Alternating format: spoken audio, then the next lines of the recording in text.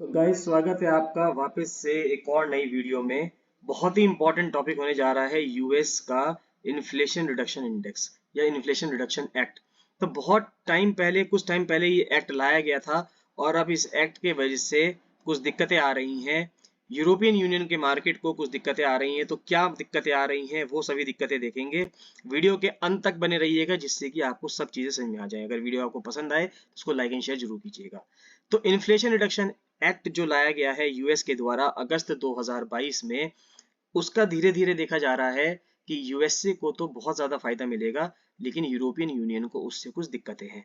पहले तो ये समझते हैं, फर्स्ट थिंग हम ये समझते हैं कि इन्फ्लेशन रिडक्शन एक्ट क्या है। उसके बाद ये समझेंगे कि इन यूरोपियन यूनियन को इस एक्ट से क्या दिक्कतें हैं। तो जब ये एक्ट पास किया गया तो कई लोगों ने इसके लिए बधाइयां दी। कमला हैरिस जो कि वहां की वाइस प्रेसिडेंट हैं, उन्होंने ट्वीट किया कि इन्फ्लेशन रिडक्शन एक्ट जो है लार्जेस्ट इन्वेस्टमेंट है क्लाइमेट क्राइसिस की हिस्ट्री में। तो क्लाइमेट क्राइसिस को लड़ने के लिए, उसको कॉम्बैट करने के लिए यूएसए ने एक बहुत बड़ा एक्ट लेके आया जिसके तहत वो बहुत पैसा मार्केट में उतारेंगे जिससे कि क्लीन एनर्जी या ग्रीन एनर्जी के ऊपर काम किया जा सके, और जो कोल या पेट्रोलियम या जो ऑयल है उनको यूज हम कम से कम करें। साथ ही साथ व्हाइट हाउस की तरफ से भी एक ट्वीट किया गया था कि प्रेसिडेंट बिडेन ने इन्फ्लेशन रिडक्शन एक्ट को डिलीवर करके लार्जेस्ट क्लाइमेट इन्वेस्टमेंट किया है हिस्ट्री में। तो 16 अगस्त 2022 को प्रेसिडेंट बिडेन ने साइन किया था इन्फ्लेशन रिडक्शन एक्ट लॉ में, जिसके वजह से क्लीन एनर्जी के ऊपर और क्लाइमेट चेंज के ऊपर बहुत ज्यादा इन्वेस्टमेंट किया जाएगा, और ये यूएसए की हिस्ट्री में सबसे बड़ा सिग्निफिकेंट कंट्रीब्यूशन अगर अब तक है तो यही है। तो आईआरए, इसको शॉर्ट में आईआरए कहेंगे हम इससे, जिससे कि आपको समझने में इजी रहे। तो आईआरए के वजह से जो यूएस का ग्रीन हाउस गैस एमिशन है उसको 40% कम करने की बात की जा रही है 2005 के लेवल से। जिस तरह से भारत ने एक टारगेट रखा है कि भारत नेट जीरो 2070 तक बनेगा, इसी प्रकार से यूएस के आईआरए ने टारगेट रखा है कि वो नेट जीरो 2050 तक बन जाएगा। फिर आईआरए का एम यही है कि रिड्यूस करना है यूएस के कार्बन एमिशन को। इंपॉर्टेंट बात क्या है कि इसके तहत जो मेडिकल सर्विसेज हैं, हेल्थ सर्विसेज हैं, उनको भी प्रोवाइड करवाने की बात की जा रही है। एक कैपिटलिस्ट कंट्री में सोशलिस्ट मेजर देने की बात की जा रही है। तो कार्बन एमिशंस को कम करना ही है, सोशल सिक्योरिटी सिस्टम को बढ़ावा देना है यूएसए के अंदर, पब्लिक डेफिसिट जो है यानी कि जो पैसे की कमी है उसको कम करना है, इन्फ्लेशन से लड़ना है, एनर्जी प्रोडक्शन को बूस्ट करना है और मैन्युफैक्चरिंग को बूस्ट करना है। तो बहुत सारी चीजों के ऊपर, बहुत सारी चीजों को केंद्रित करते हुए ये एक्ट लाया गया है। तो कई सारे लोगों ने इसको सपोर्ट किया था, इन्फ्लेशन रिडक्शन इंडेक्स को या इन्फ्लेशन रिडक्शन एक्ट को। इसके वजह से जो फैमिलीज के लिए जो इन्फ्लेशन है, मुद्रास्फीति है, महंगाई है, वो कुछ कम होगी। हेल्थ इंश्योरेंस सेक्टर में, ड्रग सेक्टर में, दवाई सेक्टर में, सब जगह पर ये हेल्प करने जा रहा है लोगों की, अमेरिकन की।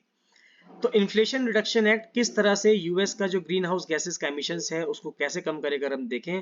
तो इस एक्ट के लागू हो जाने के बाद 2024 तक माना जा रहा है कि 120 million metric ton CO2 equivalent कम हो जाएगा। फिर 2026 तक और कम होगा और 2035 तक 1420 million metric ton of CO2 equivalent जो है वो कम हो जाएगा। ये कुछ एनालिसिस है, ये कुछ लोगों का कहना है। साथ ही साथ अगर हम तीन फैक्ट्स, बहुत इंपॉर्टेंट फैक्ट्स देखें जो इन्फ्लेशन रिडक्शन एक्ट हेल्प करता है। सबसे पहली बात तो ये है कि दवाइयां सस्ती हो जाएंगी, जो प्रेस्क्रिप्शन ड्रग्स हैं उनकी कॉस्ट कम हो जाएगी, हेल्थ कवरेज बढ़ेगा, क्लाइमेट के अंदर इन्वेस्टमेंट होगा, ग्रीन एनर्जी में इन्वेस्टमेंट होगा, और सबसे इंपॉर्टेंट बात यह है कि अमेरिकन मैन्युफैक्चरिंग बढ़ेगी। ध्यान दीजिए कि खासकर यहाँ पे अमेरिकन मैन्युफैक्चरिंग लिखा जा रहा है। इसका मतलब ये है जो कंपनीज अमेरिका की है और अमेरिका की कंपनीज अमेरिका में काम कर रही हैं या वर्ल्ड वाइड और भी कहीं काम कर रही हो, उनको बढ़ावा दिया जा रहा है एज कंपेरिजन टू दूसरे कंट्रीज की या दूसरे रीजन की मैन्युफैक्चरिंग इंडस्ट्रीज के मुकाबले। साथ साथ ये भी कहा गया है कि भारत में जिस तरह से कॉर्पोरेट टैक्स लगता है, इस तरह से वहां पे भी 15% मिनिमम कॉर्पोरेट टैक्स लगाया जाएगा, चाहे कोई सी भी बड़ी कंपनी हो। और जो वहाँ के सुपर रिच इंडिविजुअल्स हैं, बहुत रईस जो लोग हैं, सुपर रिच जो लोग हैं, उनको, उनके ऊपर भी टैक्स लगाया जाएगा, उनसे पैसा लिया जाएगा। और आईआरएस यानी कि जिस तरह से भारत में इनकम टैक्स होता है या रेवेन्यू सर्विसेज होती हैं, इस तरह से वहां पे एक इंटरनल रेवेन्यू सर्विस होती है। तो आईआरएस कलेक्शंस के लिए बहुत ज्यादा पैसा जो है वो इकट्ठा किया जाएगा। 1% एक्साइज टैक्स लगाया जाएगा कॉर्पोरेट्स पे, जिससे कि वहां पर पैसा इकट्ठा हो सके और लोगों की हेल्प हो सके। तो आईआरए से कई सारे बिल्डिंग सेक्टर हैं, अगर हम देखें तो किस तरह से बिल्डिंग सेक्टर को वो ट्रांसफॉर्म कर सकता है। तो 2.4 मिलियन अगर हम देखें तो इलेक्ट्रिफिकेशन अपग्रेड्स होंगे लोअर मिडिल इनकम कम्युनिटीज के, होम एनर्जी रेट्रोफिट्स होंगे करीब करीब 1.2 million.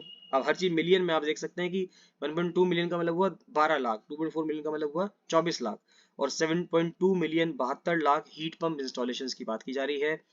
6,50,000 newly constructed efficient Holmes यानी कि नए घर बनाए जाएंगे, और 115 मिलियन स्क्वायर फीट का जो कमर्शियल स्पेस है उसको रेट्रोफिट किया जाएगा एनर्जी एफिशिएंट कमर्शियल बिल्डिंग्स में, यानी कि जो बिल्डिंग्स अभी बहुत ज्यादा एनर्जी का इस्तेमाल कर रही थी, जो कि तेल पे बनती थी या नेचुरल गैस पे बनती थी, उसको अब बनाया जाएगा किसके ऊपर, ग्रीन एनर्जी के ऊपर या हाइड्रोजन के ऊपर इसको बनाया जाएगा। तो इन्फ्लेशन रिडक्शन एक्ट से क्या क्या उम्मीदें हैं कि क्या क्या आउटकम्स आ सकते हैं। तो एक तो 1.5 मिलियन नई जॉब्स बनाई जा सकती हैं 2030 तक। $3500 से ज्यादा इंक्रीज हो जाएगा रियल डिस्पोजेबल इनकम में, बहुत बड़ा अमाउंट है कि 2021 से 2030 तक पर कैपिटा इतना ज्यादा अमाउंट में डिस्पोजेबल इनकम वो इनकम होती है जो एक व्यक्ति खर्च कर सकता है कुछ भी चीजें खरीदने के लिए। 1.5 लाख नई मैन्युफैक्चरिंग जॉब्स बनाई जाएंगी, $250 बिलियन का जीडीपी ग्रोथ होगा 2030 तक। ये सब चीजें बढ़ेंगी। क्या चीजें घटने की उम्मीद है, ग्रीन हाउस गैस एमिशंस जो है वो 2030 तक 37% से कम हो जाएंगे, एनर्जी डिमांड कम होगी 5% 2030 तक, और रेसिडेंशियल एनर्जी की जो कॉस्ट है वो भी कम हो जाएगी। जब हमारी बिजली सस्ती पैदा होगी तो जो रेसिडेंशियल एनर्जी की जो कॉस्ट है वो भी हमारी क्या हो जाएगी, कम हो जाएगी। तो अगर हम देखें तो दो एक्ट लाए गए, एक तो इन्फ्लेशन रिडक्शन एक्ट लेके आया यूएसए अगस्त 2022 में, और इसके साथ साथ एक infrastructure investment and jobs act लेके आया नवंबर 2021 में। तो उसके तहत अलग अलग सेक्टर्स में अलग अलग इन्वेस्टमेंट है, जैसे कि इलेक्ट्रिक व्हीकल में अगर हम देखें तो $2 बिलियन का इन्वेस्टमेंट है डोमेस्टिक मैन्युफैक्चरिंग ग्रांट्स में, $7.5 बिलियन का इन्वेस्टमेंट है इंफ्रास्ट्रक्चर में, चार्जिंग इंफ्रास्ट्रक्चर में। फिर शिप्स और बसेस में देखें तो $3 बिलियन का इन्वेस्टमेंट है जीरो एमिशन इक्विपमेंट्स में, $5 बिलियन का इन्वेस्टमेंट है क्लीन और जीरो एमिशंस में।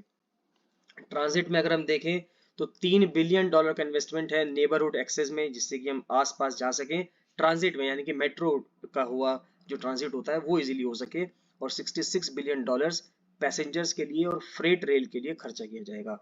फिर 9.7 बिलियन खर्चा किया जाएगा इलेक्ट्रिक ग्रिड के लिए, घरों के लिए 8.6 बिलियन और 3.5 बिलियन पैसा खर्च किया जाएगा, पोल्यूशन के लिए जस्टिस के लिए 27 बिलियन और 21 बिलियन खर्च करेंगे, और एग्रीकल्चर फॉरेस्ट्री के लिए 20 बिलियन से भी ज्यादा पैसा खर्च होगा। तो बहुत बड़े इन्वेस्टमेंट की बात की गई है और बहुत बड़ा इन्वेस्टमेंट होने जा रहा है यूएसए के अंदर। तो अगर देखें तो टोटल रेवेन्यू जो रेज होगा इससे वो $739 बिलियन है। अब इसमें ये देखा जाए तो इन्वेस्टमेंट करेगा करीब USA government 433 billion, revenue generate होगा 739 बिलियन, कहा जा रहा है 300 प्लस बिलियन यानी कि 369 या 370 बिलियन डॉलर्स का डेफिसिट में रिडक्शन आएगा। यानी कि डेफिसिट का मतलब होता है किसी देश की सरकार के पास कितना पैसा कम है और कहां से उसे उधार लेना पड़ रहा है। तो जो पैसा पहले उधार लेना पड़ रहा था या डेफिसिट पे चल रहा था किसी देश की इकोनॉमी, तो $370 बिलियन की कमी कही जा रही है कि $370 बिलियन की कमी हो जाएगी। तो यानी अब तक हम देख रहे हैं कि ये सब चीजें बहुत अच्छी अच्छी चीजें हैं, यानी कि यहाँ से जितनी भी चीजें निकल के आ रही हैं सब अच्छी चीजें निकल के आ रही हैं, बहुत ज्यादा फायदा होने जा रहा है यूएसए को और यूएसए की इकोनॉमी को।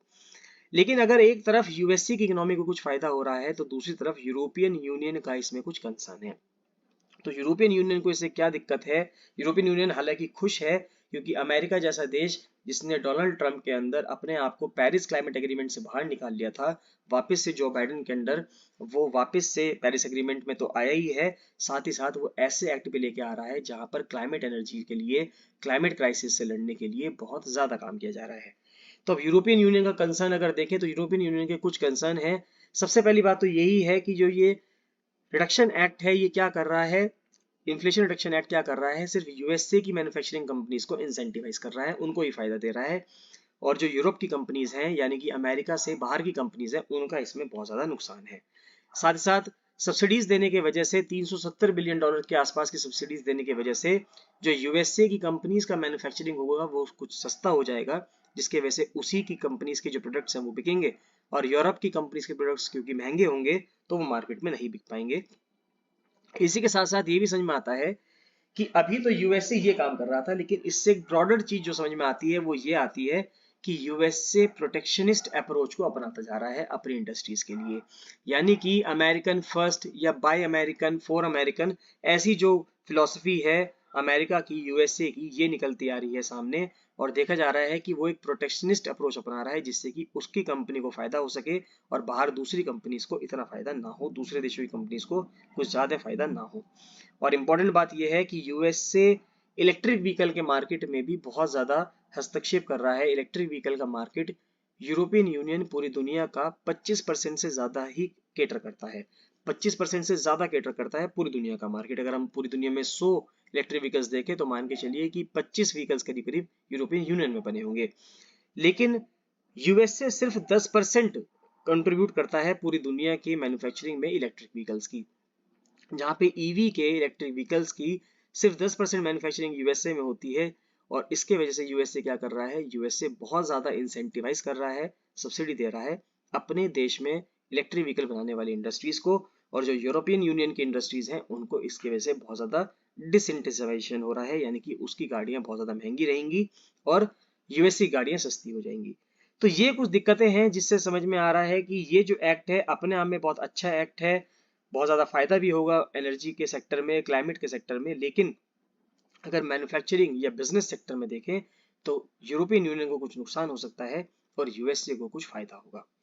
तो उम्मीद करता हूँ गाइस कि आपको समझ में आया होगा, काफी चीजें आपकी क्लियर होंगी, एक पर्सपेक्टिव आपका बना होगा।